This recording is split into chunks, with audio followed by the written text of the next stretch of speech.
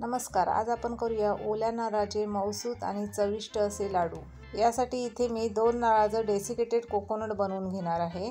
मार्केटमधून जर असे डेसिकेटेड कोकोनट आपण घरी आणले तर कधी-कधी ते खवट निघते, त्यामुळे त्यापासून बनवलेले पदार्थही आपले खराब होतात। तर आज आपण अशी पद्धत पाहणार आहोत ज्या पद्धतीने डेसिकेटेड कोकोनट बनवले तर ते खूप दिवस टिकते आणि आपल्याला हवे असेल तेव्हा ते आपण इझिली ते वापरू शकता।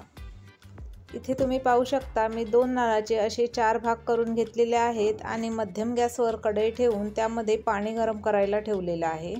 आता आपण या कढईवर आपल्याकडे जी असेल ती स्टीलची चाळण अगदी परफेक्ट बसेल अशी त्यावर ठेवायची आहे आणि त्यावर अशा पद्धतीने या नारळाच्या 4 कवडी आपण व्यवस्थित लावून घ्यायच्या आहेत।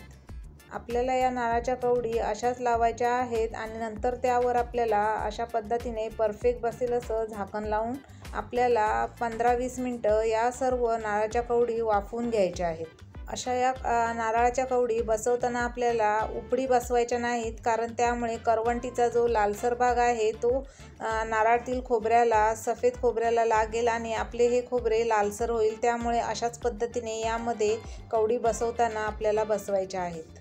मध्यम गॅसवर 20 मिनिटं वाफवल्यानंतर मी गॅस बंद करून थंड करण्यासाठी ठेवलं होतं। तर इथे तुम्ही पाहू शकता या सर्व नारळाच्या कवडी थंड झालेल्या आहेत आणि हे नारळाच्या कवडीचं जे वरच्या किशीचं लालसर पाणी आलं होतं वाफेने तेही थंड झालेलं आहे। आता आपण हे सर्व यातील खोबरे काढून घेऊया। या सर्व वाफवलेल्या नारळाच्या कवडी मी स्वच्छ कपड्याने पुसून कोरड्या केल्या आहेत आणि आता आपण यातील खोबरे अलगद काढूया। हे ओले खोबरे वाफवले असल्यामुळे अगदी सहजरित्या सुरीने अशा पद्धतीने आपण बाहेर काढू शकता। या ओल्या खोबऱ्याची पाठची काळसर सालही सहज निघते, तर मी आधी या करवंटीतून सर्व ओले खोबरे काढून घेते आणि नंतर यावरची साल कशी काढायची तेही इथे मी दाखवते। या करवंटीमधून ओले खोबरे अगदी वाफवले असल्यामुळे इथे पाहू शकता अगदी सहजरित्या निघतं आहे। इथे आपले सर्व ओले खोबरे या करवंटीमधून काढून झालेला आहे। आता या ओल्या खोबऱ्याच्या पाठी जो काळसर भाग आहे तो थोडा थोडा राहिलेला आहे, तोही अशा पद्धतीने आपण सुरीने काढून घ्यायचा आहे। त्या अगोदर माझ्या चॅनलला जर सबस्क्राईब केले नसेल तर सबस्क्राईब करा आणि बेल प्रेस करून बेल ऑलवर ठेवा, म्हणजे मी अपलोड केलेल्या प्रत्येक व्हिडिओचं तुम्हाला नोटिफिकेशन सर्वात पहिले मिळेल। इथे तुम्ही पाहू शकता ह्या ओल्या खोबऱ्याचा सर्व काळसर भाग काढून झालेला आहे। आता आपण याचे छोटे छोटे तुकडे करणार आहोत। अशा पद्धतीने बनवलेले डेसिकेटेड कोकोनट फ्रीजमध्ये ठेवल्यास खूप दिवस टिकते आणि ते कोणत्याही पदार्थात अगदी सहजरित्या तुम्ही वापरू शकता। असे हे डेसिकेटेड कोकोनटपासून तुम्ही गोड पदार्थ बनवू शकता, जसे नारळ वडी, नारळाचे लाडू किंवा इतर गोड पदार्थ ज्यामध्ये तुम्ही नारळ वापरता त्यासाठी हे डेसिकेटेड कोकोनट तुम्ही वापरू शकता। त्याचबरोबर करी, ग्रेव्ही यामध्येही तुम्ही हे डेसिकेटेड कोकोनट वापरू शकता, त्यामुळे त्या पदार्थांची चव अधिक वाढेल। चला, इथे आता आपले या ओल्या खोबऱ्याचे बारीक तुकडे करून झालेले आहेत। आता आपण मिक्सरच्या भांड्यामध्ये बसतील तेवढे थोडे थोडे करून आपण हे बारीक करून घेऊया।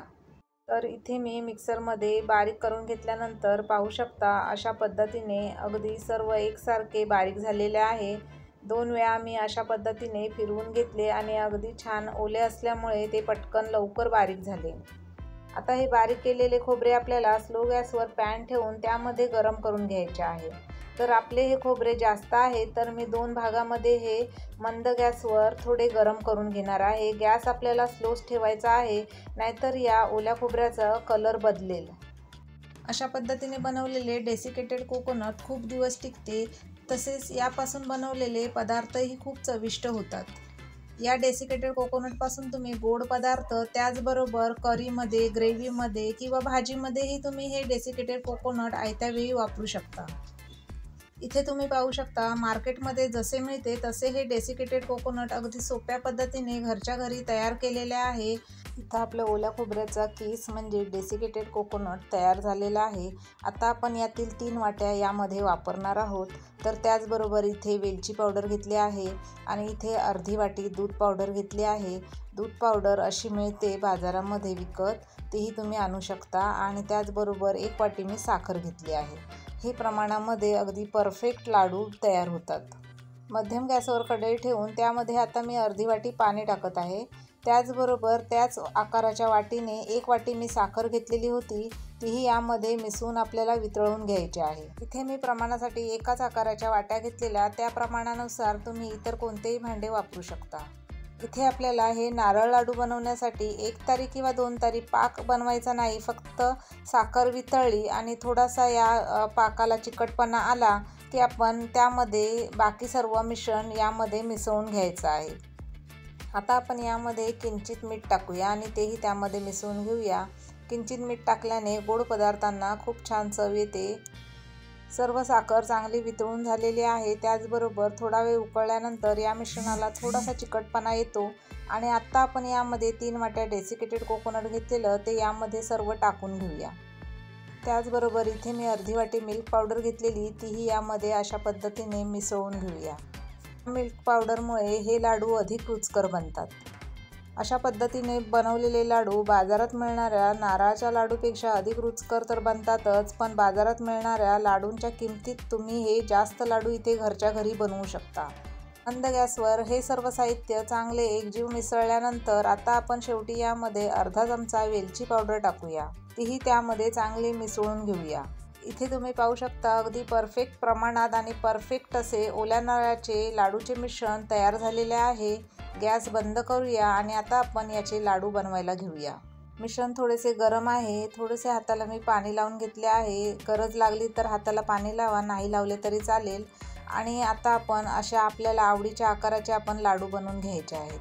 आणि त्यानंतर आपण इथे डेसिकेटेड कोकोनट वाटीमध्ये घेतले आहे, त्यामध्ये थोडेसे डीप करून खूप छान दिसतात अशा पद्धतीने आपले हे ओल्या नारळाचे लाडू तयार झालेले आहेत। अशाच पद्धतीने इथे मी राहिलेल्या मिश्रणाचे लाडू बनवून घेणार आहे। जर तुम्हाला हवे असल्यास हे मिश्रण तुपाने ग्रीस केलेल्या प्लेटवर सारखे पसरवून सेट करून बर्फी बनवू शकता, म्हणजे नारळवडीही बनवू शकता। अशा पद्धतीने जर डेसिकेटेड कोकोनट बनवलेले असेल तर ही मिठाई जेवढी खायला रुचकर आहे तेवढीच बनवायलाही सोपी आहे आणि झटपटही बनते। लहानांपासून मोठ्यांपर्यंत सर्वच आवडीने खातील असे हे चविष्ट आणि मऊसूत ओल्या नारळाचे लाडू नक्की करून पहा आणि व्हिडिओ आवडल्यास व्हिडिओला लाईक, शेअर आणि सबस्क्राईब करा। थँक्यू, धन्यवाद।